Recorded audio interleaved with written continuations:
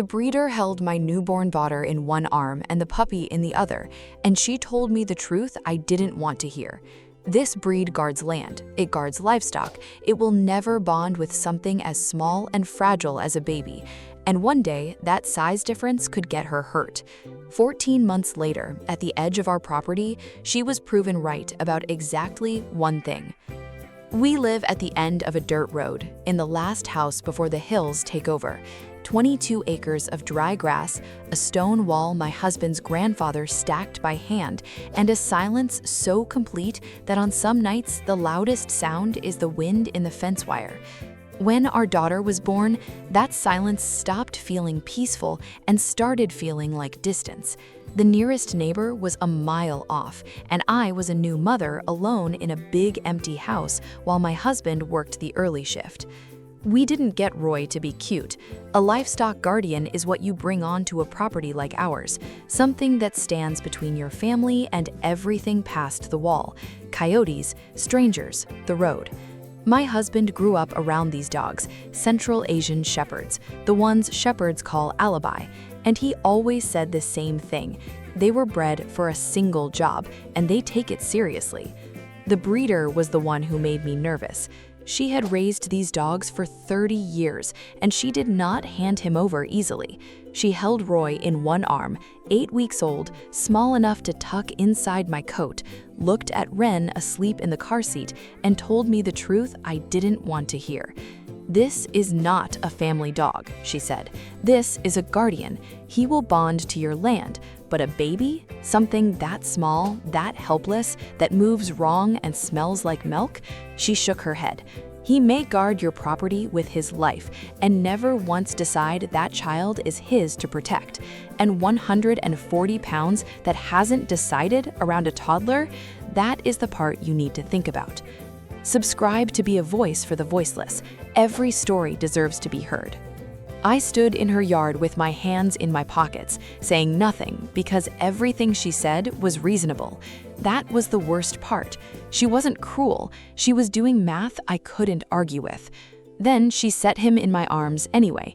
Watch who he watches. That will tell you everything before he's grown. I put Roy in the car next to the car seat, and the whole drive home, that puppy did not look at me once. He watched Ren.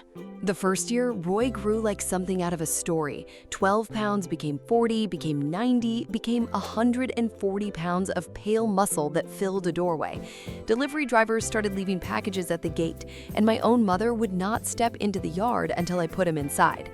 But inside our fence, something was happening I couldn't explain to anyone without sounding insane. Roy would not stay where we put him. We gave him the whole property, and every single afternoon, he made the same choice. He walked to the far edge of the yard, to the gap in the stone wall where the ground slopes down toward the road, and he lay down there, flat, chin on his paws, facing out. Not near the gap, in it, like a stone that had grown fur. And he would not move for hours. Ren would toddle around the yard behind him in her pink jacket with a little rabbit on the front, and Roy would lie in that gap with his back to her, watching the road. If she wandered close, he'd stand, turn his whole body sideways across the opening, and she'd bump into his side and laugh and sit in the dirt beside his paws. My mother had a word for it. "That's not love," she said from the window. "He's not protecting her, he's containing her. That woman warned you." And I couldn't fully argue because from that window, it was exactly what it looked like. He never licked Ren's face, he never played, he just planted himself in that one spot every day with his back to the child everyone said he'd never bond with. The breeder wasn't wrong about one thing: he had bonded to the land. I watched him do it. What I couldn't yet see was what he thought the land was for. There were small things I only noticed later, and they all pointed the same direction. He ate slower on the days Ren played outside, barely at all, as if putting his head to the bowl meant not watching. Some evenings, she'd carry his big steel water bowl across the dirt with both hands, sloshing it everywhere, and set it beside him, and he'd wait until she walked off before he drank, never while she was near enough to lean on. At dusk, when the yard turned blue and cold, he'd get to his feet and walk a slow half-circle around her, herding her without touching her, drifting her back toward the porch light. My husband called it his closing time. I thought it was a habit. It wasn't a habit. It was a rout. When she cried, he didn't come to her. He went to the gap and looked harder at the road. And once, after a storm knocked a section of wall loose, he refused his usual spot and lay between Ren and the new hole until my husband fixed it.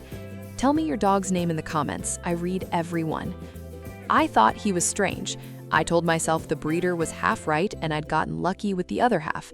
I had it completely backwards. It happened on a Sunday in late October in the long gold afternoon light. Ren was 14 months old, just steady on her feet. My husband was under the truck in the barn. I was at the kitchen sink, window open, close enough to hear the yard, not to watch it.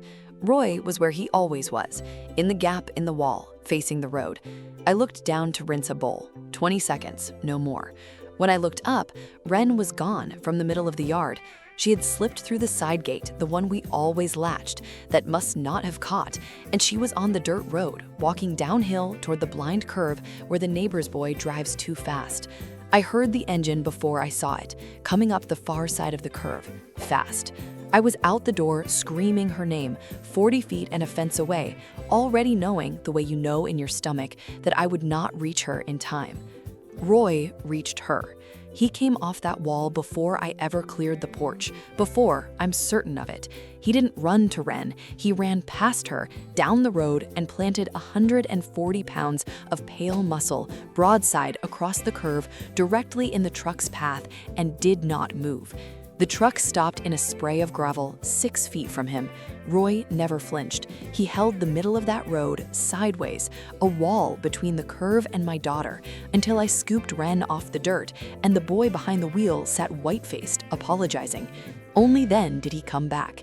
He crossed the road slowly, lowered his head, and for the first time in 14 months, licked Ren's face once, like it was the most ordinary thing in the world.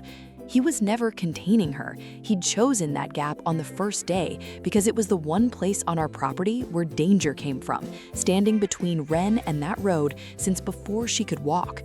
We couldn't see the road from the window. He could. The dusk route, the bowl, the gap, none of it was strange. It was all her.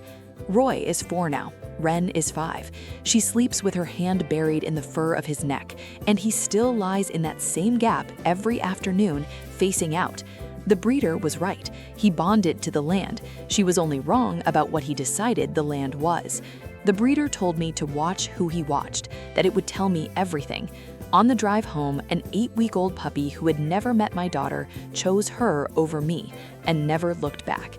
So was it instinct? A guardian breed doing the only thing it was built for? Or did Roy decide before he was big enough to protect anything that Ren was his? Tell me which one you believe.